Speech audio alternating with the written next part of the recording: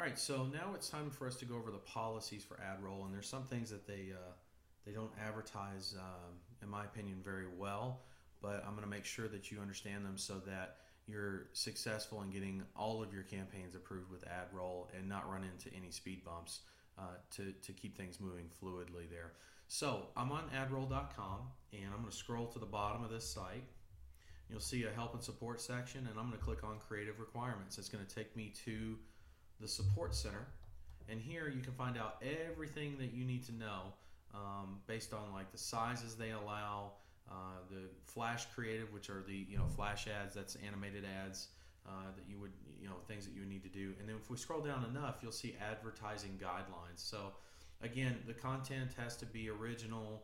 You need to have navigation on the main page. If you're sending people to a squeeze page or a single page, it needs to have two links on it. Somewhere in the footer is usually the most ideal place, and that is a link to the home page and a privacy policy link. So a link to the privacy policy. If you have those two, then your campaigns are going to get approved, and you're not going to have to worry except about your ad copy, right? As long as that's approved, then you'll be good to go.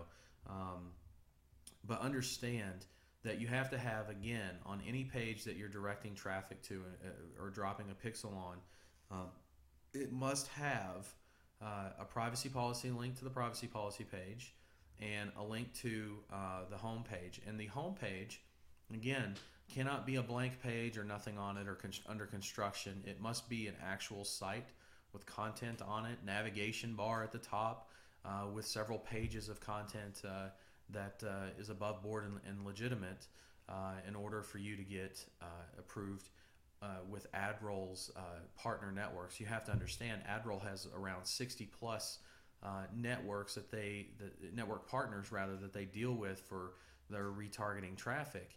And in order for them to be able to get these partners to accept and approve your ad, these are the requirements on your creative. So understand that's very, very important. I know they mentioned the navigation part, but the privacy policy and the home page link on those single pages, you must have that. So what I typically do, and this is something you may take into consideration, is in our resources section, we have privacy policy from Bill Guthrie that he's produced, and that thing is really awesome. It takes care of the job very quickly for you to have that issue solved.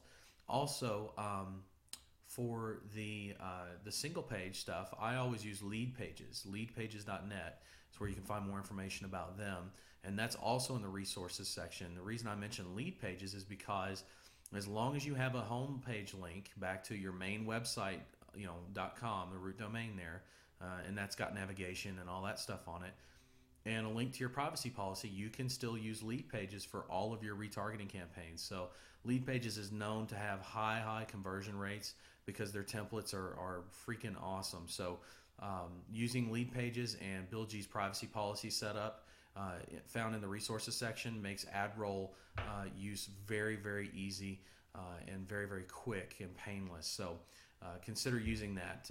And again, the rest of the policies here you can read for yourself, but I've given you the basics of what you need to be able to not run into any major issues, as long as you're not doing adult things or